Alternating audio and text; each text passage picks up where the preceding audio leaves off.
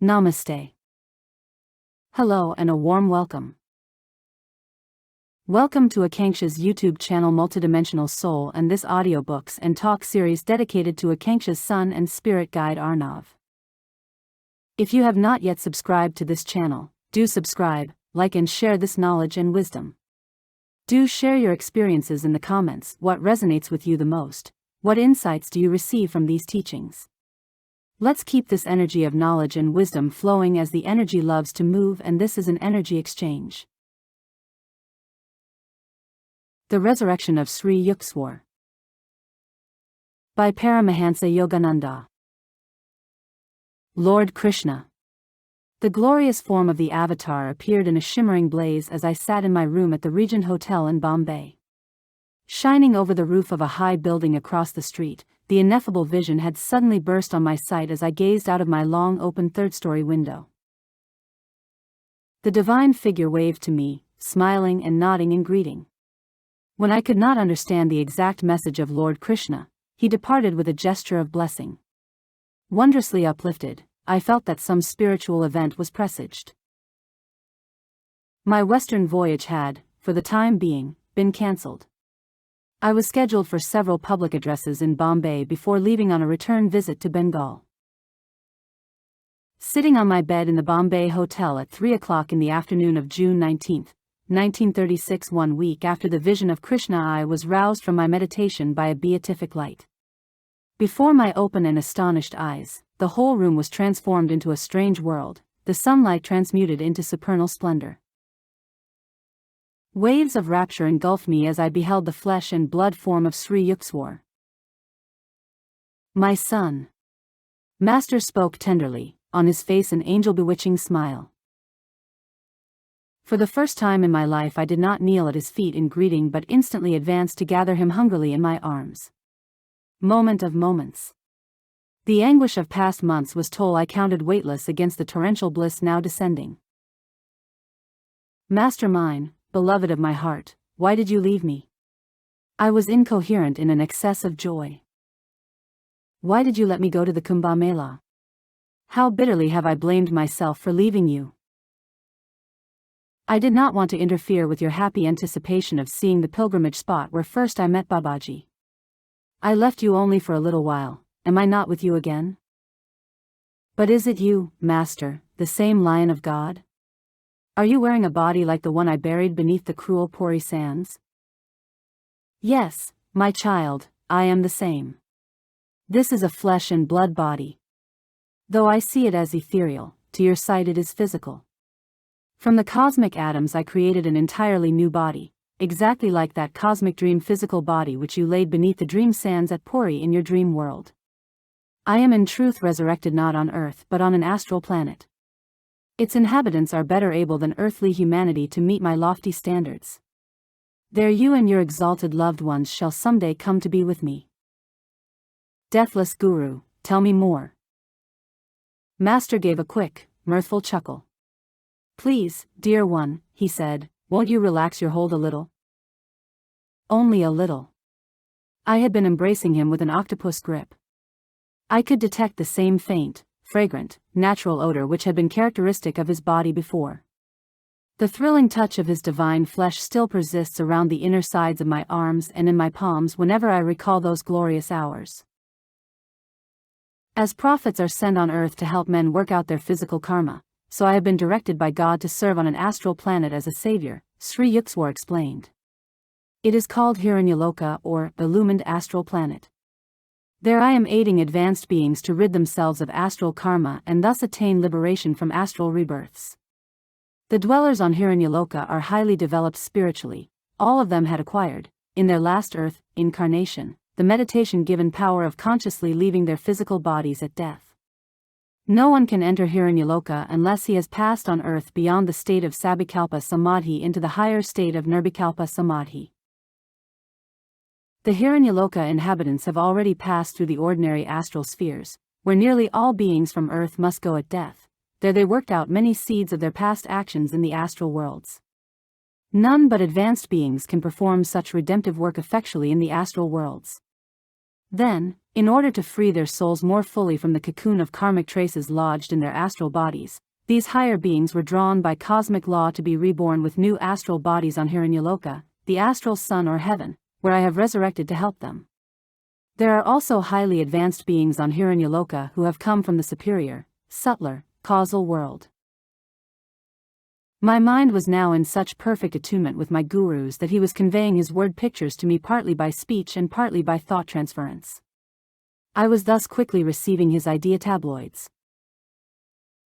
You have read in the scriptures, Master went on, that God encased the human soul successively in 3 bodies: the idea, or causal, body, the subtle astral body, seat of man's mental and emotional natures, and the gross physical body.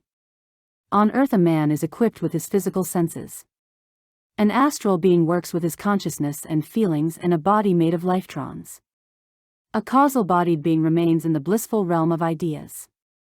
My work is with those astral beings who are preparing to enter the causal world. Adorable Master, please tell me more about the astral cosmos. Though I had slightly relaxed my embrace at Sri Yukteswar's request, my arms were still around him. Treasure beyond all treasures, my guru who had laughed at death to reach me. There are many astral planets, teeming with astral beings, Master began. The inhabitants use astral planes, or masses of light, to travel from one planet to another, faster than electricity and radioactive energies. The astral universe, made of various subtle vibrations of light and color, is hundreds of times larger than the material cosmos.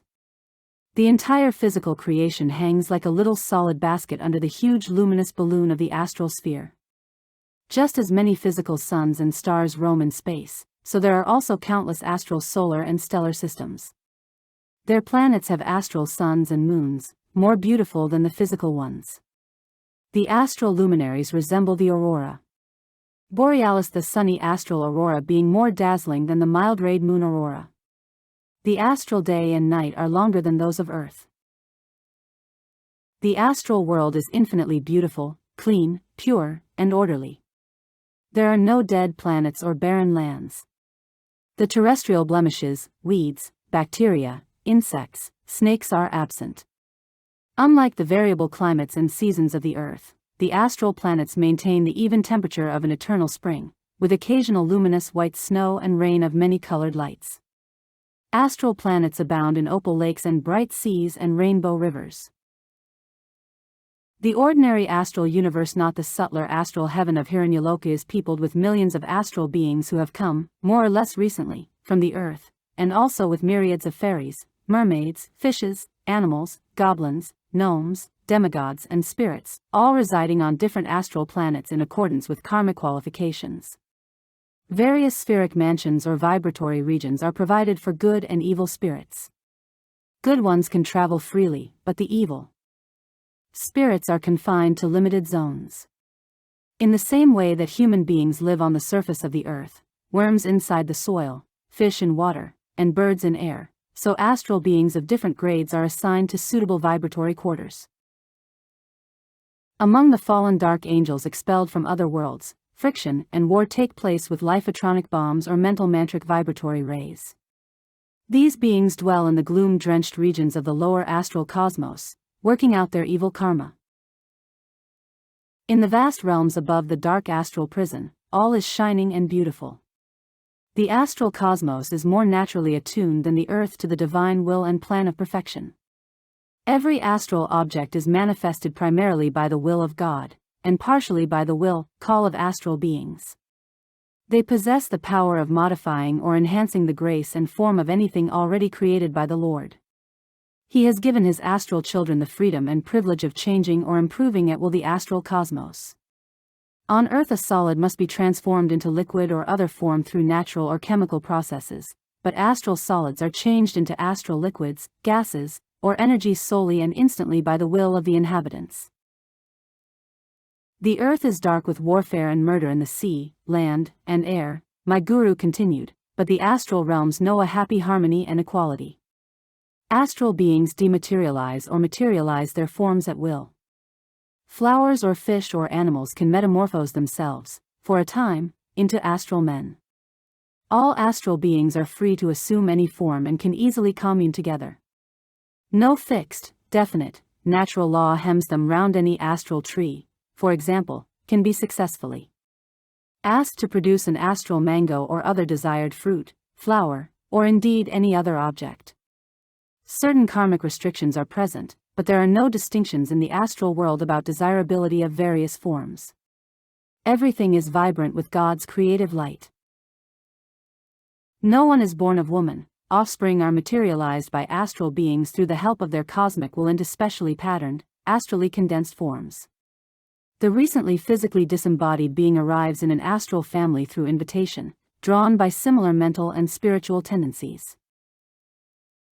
The astral body is not subject to cold or heat or other natural conditions. The anatomy includes an astral brain, or the 1,000-petaled lotus of light, and 6 awakened centers in the Sushumna, or astral cerebrospinal axis. The heart draws cosmic energy as well as light from the astral brain, and pumps it to the astral nerves and body cells, or lifetrons. Astral beings can affect their bodies by liphotronic force or by mantric vibrations. The astral body is an exact counterpart of the last physical form. Astral beings retain the same appearance which they possessed in youth in their previous earthly sojourn. Occasionally an astral being chooses, like myself, to retain his old age appearance. Master, emanating the very essence of youth, chuckled merrily. Unlike the spatial, three-dimensional physical world cognized only by the 5 senses, the astral spheres are visible to the all-inclusive 6th sense intuition, Sri Yukteswar went on. By sheer intuitional feeling, all astral beings see, hear, smell, taste, and touch.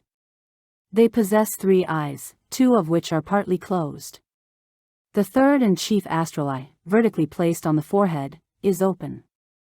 Astral beings have all the outer sensory organs: ears, eyes, nose, tongue, and skin, but they employ the intuitional sense to experience sensations through any part of the body. They can see through the ear, or nose, or skin. They are able to hear through the eyes or tongue, and can taste through the ears or skin, and so forth. Man's physical body is exposed to countless dangers, and is easily hurt or maimed. The ethereal astral body may occasionally be cut or bruised but is healed at once by mere willing. Gurudiva, are all astral persons beautiful? Beauty in the astral world is known to be a spiritual quality, and not an outward conformation, Sri Yukteswar replied. Astral beings therefore attach little importance to facial features. They have the privilege, however, of costuming themselves at will with new, colorful, astrally materialized bodies. Just as worldly men don new array for gala events, so astral beings find occasions to bedeck themselves in specially designed forms. Joyous astral festivities on the higher astral planets like Hiranyaloka take place when a being is liberated from the astral world through spiritual advancement, and is therefore ready to enter the heaven of the causal world. On such occasions the invisible Heavenly Father, and the saints who are merged in Him, materialize themselves into bodies of their own choice and join the astral celebration. In order to please His beloved devotee, the Lord takes any desired form. If the devotee worshipped through devotion, he sees God as the Divine Mother. To Jesus, the Father aspect of the Infinite One was appealing beyond other conceptions. The individuality with which the Creator has endowed each of His creatures makes every conceivable and inconceivable demand on the Lord's versatility. My Guru and I laughed happily together. Friends of other lives easily recognize one another in the astral world, Sri Yukteswar went on in his beautiful, flute-like voice. Rejoicing at the immortality of friendship, they realize the indestructibility of love, often doubted at the time of the sad, delusive partings of earthly life. The intuition of astral beings pierces through the veil and observes human activities on earth, but man cannot view the astral world unless his 6th sense is somewhat developed. Thousands of earth dwellers have momentarily glimpsed an astral being or an astral world. The advanced beings on Hiranyaloka remain mostly awake in ecstasy during the long astral day and night, helping to work out intricate problems of cosmic government and the redemption of prodigal sons, earthbound souls. When the Hiranyaloka beings sleep, they have occasional dreamlike astral visions. Their minds are usually engrossed in the conscious state of highest nirvikalpa bliss. Inhabitants in all parts of the astral worlds are still subject to mental agonies. The sensitive minds of the higher beings on planets like Hiranyaloka feel keen pain if any mistake is made in conduct or perception of truth. These advanced beings endeavor to attune their every act and thought with the perfection of spiritual law. Communication among the astral inhabitants is held entirely by astral telepathy and television. There is none of the confusion and misunderstanding of the written and spoken word which earth dwellers must endure. Just as persons on the cinema screen appear to move and act through a series of light pictures, and do not actually breathe, so the astral beings walk and work as intelligently guided and coordinated images of light, without the necessity of drawing power from oxygen. Man depends upon solids, liquids, gases, and energy for sustenance. Astral beings sustain themselves principally by cosmic light. Mastermind, do astral beings eat anything? I was drinking in his marvelous elucidations with the receptivity of all my faculties: mind, heart, soul. Superconscious perceptions of truth are permanently real and changeless, while fleeting sense experiences and impressions are never more than temporarily or relatively true, and soon lose in memory all their vividness. My guru's words were so penetratingly imprinted on the parchment of my being that at any time, by transferring my mind to the superconscious state, I can clearly relive the divine experience. Luminous ray-like vegetables abound in the astral soils, he answered. The astral beings consume vegetables, and drink a nectar flowing from glorious fountains of light and from astral brooks and rivers. Just as invisible images of persons on the earth can be dug out of the ether and made visible by a television apparatus, later being dismissed again into space, so the God-created, unseen astral blueprints of vegetables and plants floating in the ether are precipitated on an astral planet by the will of its inhabitants. In the same way, from the wildest fancy of these beings, whole gardens of fragrant flowers are materialized, returning later to the etheric invisibility. Although dwellers on the heavenly planets like Hiranyaloka are almost freed from any necessity of eating, still higher is the unconditioned existence of almost completely liberated souls in the causal world, who eat nothing save the manna of bliss. The earth-liberated astral being meets a multitude of relatives, fathers, mothers, wives, husbands, and friends, acquired during different incarnations on earth, as they appear from time to time in various parts of the astral realms. He is therefore at a loss to understand whom to love especially. He learns in this way to give a divine and equal love to all, as children and individualized expressions of God. Though the outward appearance of loved ones may have changed, more or less according to the development of new qualities in the latest life of any particular soul, the astral being employs his unerring intuition to recognize all those once dear to him in other planes of existence, and to welcome them to their new astral home.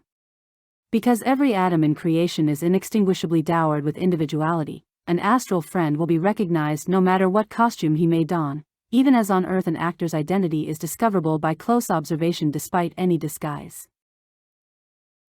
The span of life in the astral world is much longer than on earth. A normal advanced astral being's average life period is from 500 to 1,000 years, measured in accordance with earthly standards of time. As certain redwood trees outlive most trees by millenniums, or as some yogis live several hundred years though most men die before the age of 60, so some astral beings live much longer than the usual span of astral existence. Visitors to the astral world dwell there for a longer or shorter period in accordance with the weight of their physical karma, which draws them back to earth within a specified time. The astral being does not have to contend painfully with death at the time of shedding his luminous body. Many of these beings nevertheless feel slightly nervous at the thought of dropping their astral form for the subtler causal one. The astral world is free from unwilling death, disease, and old age. These three dreads are the curse of earth, where man has allowed his consciousness to identify itself almost wholly with a frail physical body requiring constant aid from air, food, and sleep in order to exist at all. Physical death is attended by the disappearance of breath and the disintegration of fleshly cells. Astral death consists of the disbursement of lifetrons, those manifest units of energy which constitute the life of astral beings. At physical death, a being loses his consciousness of flesh and becomes aware of his subtle body in the astral world. Experiencing astral death in due time, a being thus passes from the consciousness of astral birth and death to that of physical birth and death. These recurrent cycles of astral and physical encasement are the ineluctable destiny of all unenlightened beings. Scriptural definitions of heaven and hell sometimes stir man's deeper than subconscious memories of his long series of experiences in the blithesome astral and disappointing terrestrial worlds. Beloved Master, I asked, will you please describe more in detail the difference between rebirth on the earth and in the astral and causal spheres? Man as an individualized soul is essentially causal-bodied, my guru explained. That body is a matrix of the 35 ideas required by God as the basic or causal thought forces from which he later formed the subtle astral body of 19 elements and the gross physical body of 16 elements. The 19 elements of the astral body are mental, emotional, and life-atronic.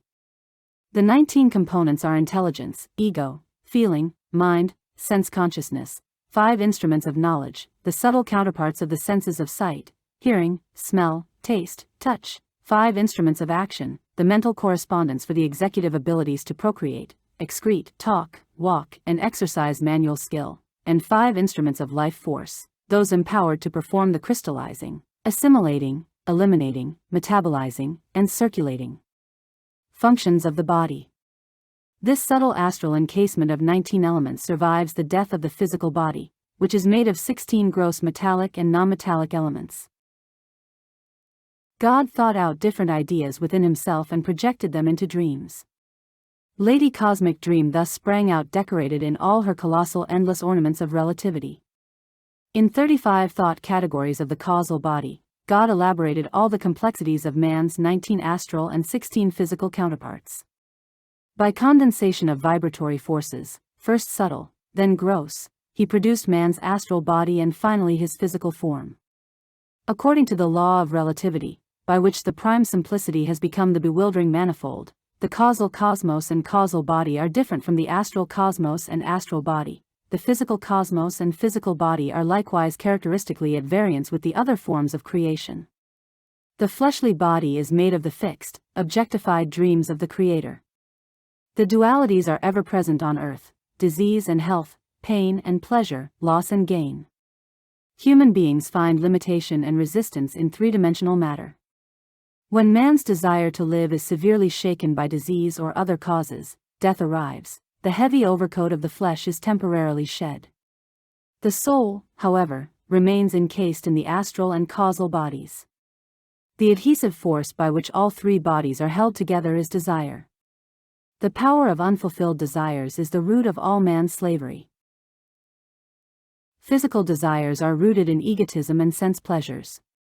The compulsion or temptation of sensory experience is more powerful than the desire force connected with astral attachments or causal perceptions. Astral desires center around enjoyment in terms of vibration. Astral beings enjoy the ethereal music of the spheres and are entranced by the sight of all creation as exhaustless expressions of changing light. The astral beings also smell, taste, and touch light. Astral desires are thus connected with an astral being's power to precipitate all objects and experiences as forms of light or as condensed thoughts or dreams. Causal desires are fulfilled by perception only. The nearly free beings who are encased only in the causal body see the whole universe as realizations of the dream ideas of God. They can materialize anything and everything in sheer thought. Causal beings therefore consider the enjoyment of physical sensations or astral delights as gross and suffocating to the soul's fine sensibilities. Causal beings work out their desires by materializing them instantly. Those who find themselves covered only by the delicate veil of the causal body can bring universes into manifestation even as the Creator. Because all creation is made of the cosmic dream texture, the soul thinly clothed in the causal has vast realizations of power. A soul, being invisible by nature, can be distinguished only by the presence of its body or bodies. The mere presence of a body signifies that its existence is made possible by unfulfilled desires. So long as the soul of man is encased in 1, 2, or 3 body containers, sealed tightly with the corks of ignorance and desires, he cannot merge with the sea of spirit. When the gross physical receptacle is destroyed by the hammer of death, the other 2 coverings, astral and causal, still remain to prevent the soul from consciously joining the omnipresent life. When desirelessness is attained through wisdom, its power disintegrates the 2 remaining vessels. The tiny human soul emerges, free at last. It is one with the measureless amplitude. I asked my divine guru to shed further light on the high and mysterious causal world. The causal world is indescribably subtle, he replied. In order to understand it, one would have to possess such tremendous powers of concentration that he could close his eyes and visualize the astral cosmos and the physical cosmos in all their vastness, the luminous balloon with the solid basket as existing in ideas only. If by this superhuman concentration one succeeded in converting or resolving the two cosmoses with all their complexities into sheer ideas, he would then reach the causal world and stand on the borderline of fusion between mind and matter. There one perceives all created things, solids, liquids, gases, electricity, energy, all beings, gods, men, animals, plants, bacteria as forms of consciousness, just as a man can close his eyes and realize that he exists, even though his body is invisible to his physical eyes and is present only as an idea. Whatever a human being can do in fancy, a causal being can do in reality. The most colossal imaginative human intelligence is able, in mind only, to range from one extreme of thought to another, to skip mentally from planet to planet, or tumble endlessly down a pit of eternity, or soar rocket-like into the galaxied canopy, or scintillate like a searchlight over Milky Ways and the starry spaces. But beings in the causal world have a much greater freedom, and can effortlessly manifest their thoughts into instant objectivity, without any material or astral obstruction or karmic limitation. Causal beings realize that the physical cosmos is not primarily constructed of electrons, nor is the astral cosmos basically composed of lifetrons. Both in reality are created from the minutest particles of God thought, chopped and divided by Maya, the law of relativity which intervenes to apparently separate the noumenon from his phenomena. Souls in the causal world recognize one another as individualized points of joyous spirit. Their thought things are the only objects which surround them. Causal beings see the difference between their bodies and thoughts to be merely ideas. As a man, closing his eyes, can visualize a dazzling white light or a faint blue haze, so causal beings by thought alone are able to see, hear, feel, taste, and touch. They create anything, or dissolve it, by the power of cosmic mind. Both death and rebirth in the causal world are in thought. Causal, bodied beings feast only on the ambrosia of eternally new knowledge. They drink from the springs of peace, roam on the trackless soil of perceptions, swim in the ocean endlessness of bliss. Lo! See their bright thought bodies zoom past trillions of spirit-created planets, fresh bubbles of universes, wisdom stars, spectral dreams of golden nebulae, all over the sky-blue bosom of infinity. Many beings remain for thousands of years in the causal cosmos. By deeper ecstasies the freed soul then withdraws itself from the little causal body and puts on the vastness of the causal cosmos. All the separate eddies of ideas, particularized waves of power, love, will, joy, peace, intuition, calmness, self-control, and concentration melt into the ever-joyous sea of bliss. No longer does the soul have to experience its joy as an individualized wave of consciousness, but is merged in the one cosmic ocean, with all its waves' eternal laughter, thrills, throbs. When a soul is out of the cocoon of the three bodies, it escapes forever from the law of relativity and becomes the ineffable ever-existent. Behold the butterfly of omnipresence, its wings etched with stars and moons and suns. The soul expanded into spirit remains alone in the region of lightless light, darkless dark, thoughtless thought, intoxicated with its ecstasy of joy in God's dream of cosmic creation. A free soul. I ejaculated in awe. When a soul finally gets out of the 3 jars of bodily delusions, Master continued, it becomes one with the infinite without any loss of individuality. Christ had won this final freedom even before he was born as Jesus. In 3 stages of his past, symbolized in his earth life as the 3 days of his experience of death and resurrection, he had attained the power to fully arise in spirit. The undeveloped man must undergo countless earthly and astral and causal incarnations in order to emerge from his 3 bodies. A master who achieves this final freedom may elect to return to earth as a prophet to bring other human beings back to God, or like myself he may choose to reside in the astral cosmos. Their Savior assumes some of the burden of the inhabitants' karma and thus helps them to terminate their cycle of reincarnation in the astral cosmos and go on permanently to the causal spheres. Or a freed soul may enter the causal world to aid its beings to shorten their span in the causal body and thus attain the absolute freedom. Resurrected one, I want to know more about the karma which forces souls to return to the three worlds. I could listen forever, I thought, to my omniscient master. Never in his earth life had I been able at one time to assimilate so much of his wisdom. Now for the first time I was receiving a clear, definite insight into the enigmatic interspaces on the checkerboard of life and death. The physical karma or desires of man must be completely worked out before his permanent stay in astral worlds becomes possible, my guru elucidated in his thrilling voice. Two kinds of beings live in the astral spheres. Those who still have earthly karma to dispose of and who must therefore inhabit a gross physical body in order to pay their karmic debts could be classified, after physical death, as temporary visitors to the astral world rather than as permanent residents. Beings with unredeemed earthly karma are not permitted after astral death to go to the high causal sphere of cosmic ideas, but must shuttle to and fro from the physical and astral worlds only, conscious successively of their physical body of 16 gross elements, and of their astral body of 19 subtle elements.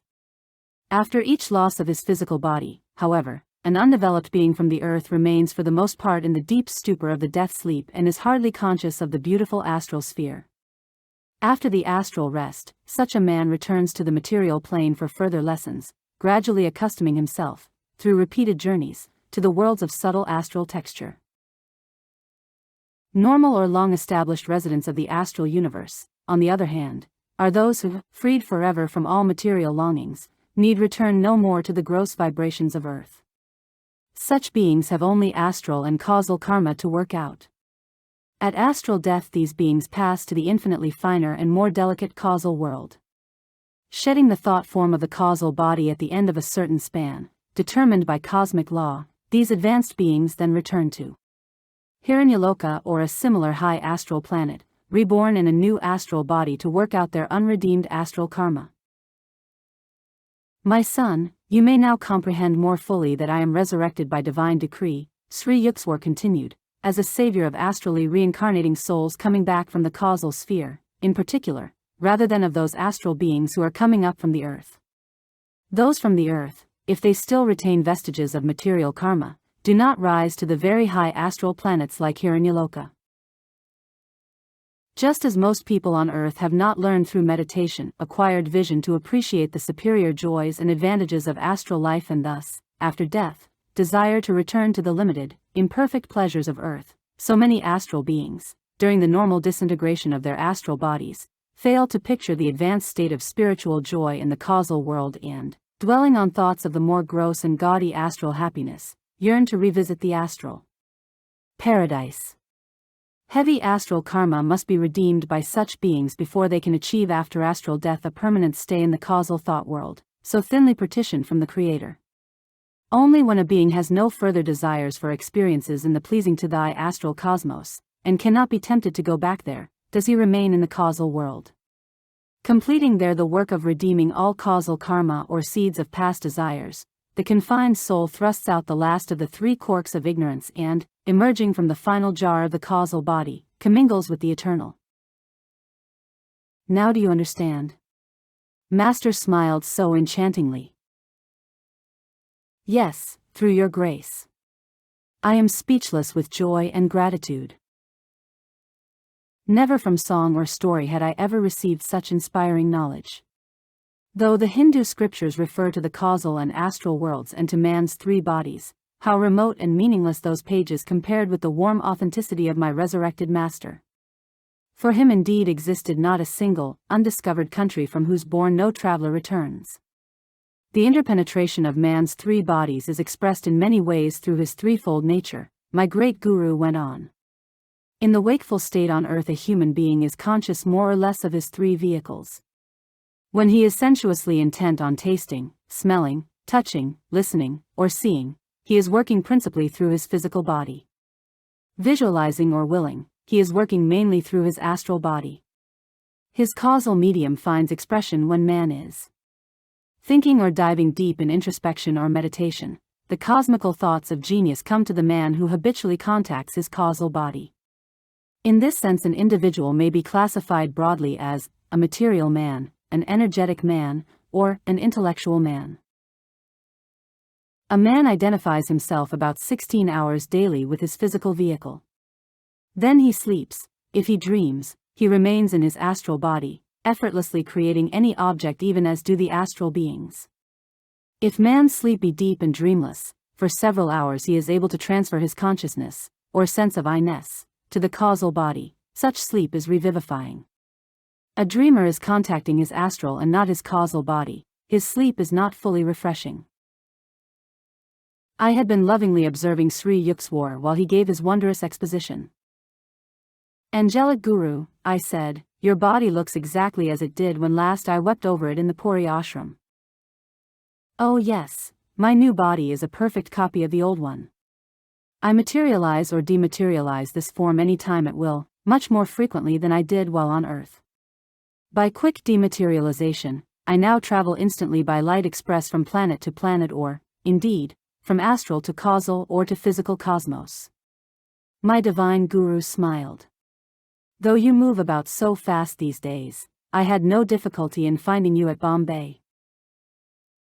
"Oh Master, I was grieving so deeply about your death."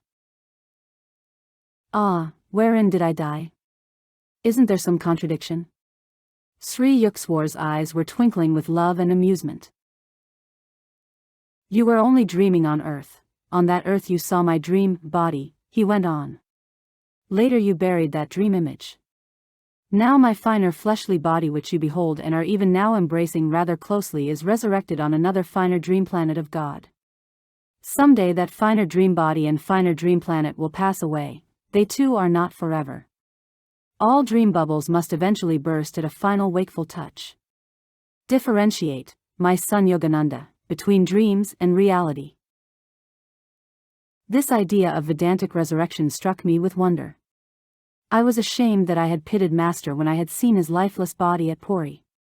I comprehended at last that my Guru had always been fully awake in God, perceiving his own life and passing on earth, and his present resurrection, as nothing more than relativities of divine ideas in the cosmic dream. "I have now told you, Yogananda, the truths of my life, death, and resurrection. Grieve not for me, rather broadcast everywhere the story of my resurrection from the God-dreamed earth of men to another God-dreamed planet of astrally garbed souls. New hope will be infused into the hearts of misery-mad, death-fearing dreamers of the world." Yes, Master. How willingly would I share with others my joy at his resurrection. On earth my standards were uncomfortably high, unsuited to the natures of most men. Often I scolded you more than I should have. You passed my test, your love shone through the clouds of all reprimands. He added tenderly, "I have also come today to tell you, never again shall I wear the stern gaze of censure. I shall scold you no more." How much I had missed the chastisements of my great Guru. Each one had been a guardian angel of protection. "Dearest Master, rebuke me a million times, do scold me now. I shall chide you no more." His divine voice was grave, yet with an undercurrent of laughter. "You and I shall smile together, so long as our two forms appear different in the Maya dream of God. Finally we shall merge as one in the cosmic beloved, our smile shall be his smile, our unified song of joy vibrating throughout eternity to be broadcast to God-tuned souls." Sri Yukteswar gave me light on certain matters which I cannot reveal here. During the 2 hours that he spent with me in the Bombay hotel room he answered my every question. A number of world prophecies uttered by him that June day in 1936 have already come to pass. "I leave you now, beloved one." At these words I felt Master melting away within my encircling arms. "My child," his voice rang out, vibrating into my very soul firmament, "whenever you enter the door of Nirvikalpa Samadhi and call on me, I shall come to you in flesh and blood, even as today." With this celestial promise Sri Yukteswar vanished from my sight. A cloud voice repeated in musical thunder, "Tell all. Whosoever knows by Nirvikalpa realization that your earth is a dream of God can come to the finer dream-created planet of Hiranyaloka, and there find me resurrected in a body exactly like my earthly one. Yogananda, tell all." Gone was the sorrow of parting. The pity and grief for his death, long robber of my peace, now fled in stark shame. Bliss poured forth like a fountain through endless, newly opened soul pores. Anciently clogged with disuse, they now widened in purity at the driving flood of ecstasy. Subconscious thoughts and feelings of my past incarnations shed their karmic taints, lustrously renewed by Sri Yukteswar's divine visit. In this chapter of my autobiography I have obeyed my guru's behest and spread the glad tiding, though it confound once more an incurious generation. Groveling, man knows well, despair is seldom alien, yet these are perversities, no part of man's true lot. The day he wills, he is set on the path to freedom. Too long has he hearkened to the dank pessimism of his, "Dust thou art," counselors, heedless of the unconquerable soul. I was not the only one privileged to behold the resurrected guru. One of Sri Yukteswar's cellists was an aged woman, affectionately known as Mother, whose home was close to the Puri hermitage. Master had often stopped to chat with her during his morning walk.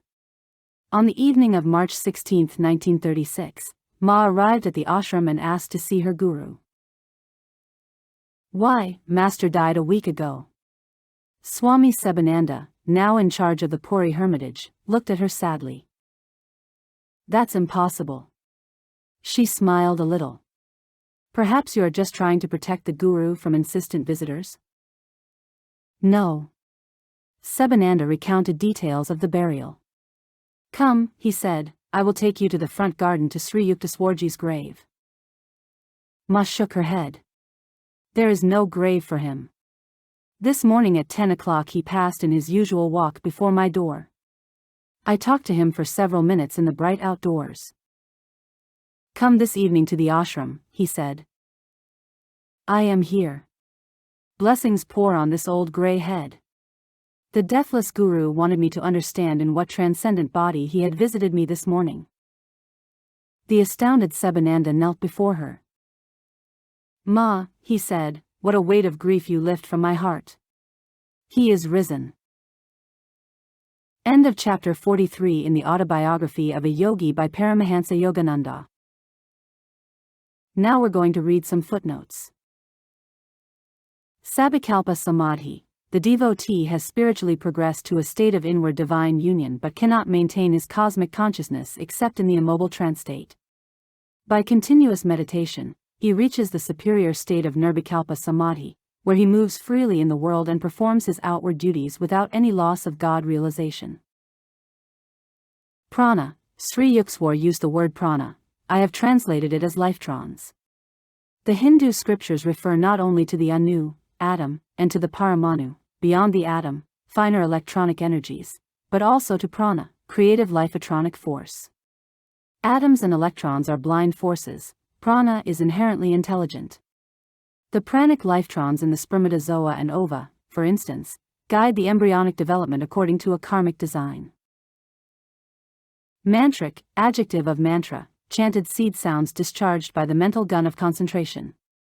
The Puranas, ancient shastras or treatises, describe these mantric wars between devas and asuras, gods and demons. An asura once tried to slay a deva with a potent chant.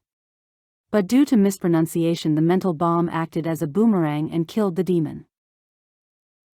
Outer sensory powers. Examples of such powers are not wanting even on Earth, as in the case of Helen Keller and other rare beings. Lord Buddha was once asked why a man should love all persons equally. Because, the great teacher replied, in the very numerous and varied lifespans of each man, every other being has at one time or another been dear to him.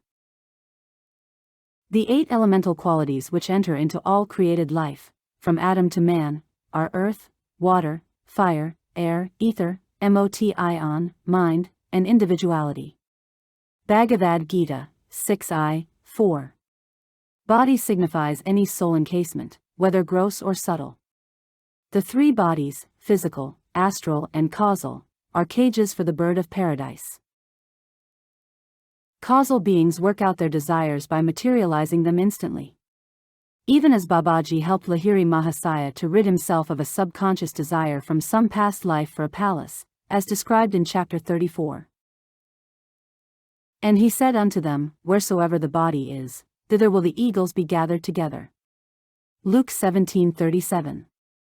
Wherever the soul is encased in the physical body or in the astral body or in the causal body, there the eagles of desires which prey on human sense weaknesses, or on astral and causal attachments will also gather to keep the soul a prisoner.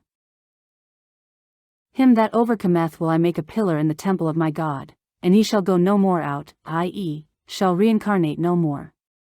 To him that overcomes will I grant to sit with me in my throne, even as I also overcame, and am set down with my Father in his throne.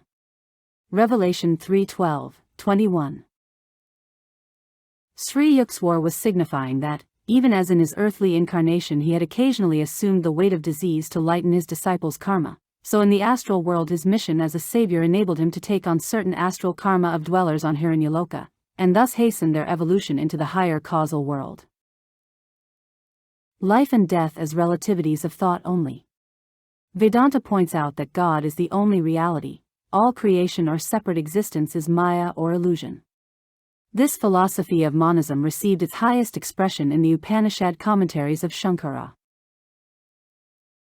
This is a series of audiobooks and insightful lectures brought to you by Akanksshaa, dedicated to exploring timeless wisdom and spiritual teachings. Each recording is generated with love, honoring my journey and my connection with higher guidance, especially in tribute to my son Arnav, who now guides me from beyond. May these words awaken the divine love within you, bring you peace and inspiration on your own path, and may divine light within shine bright. May whatever merit arises from these readings be for the benefit of all sentient beings. Namaste.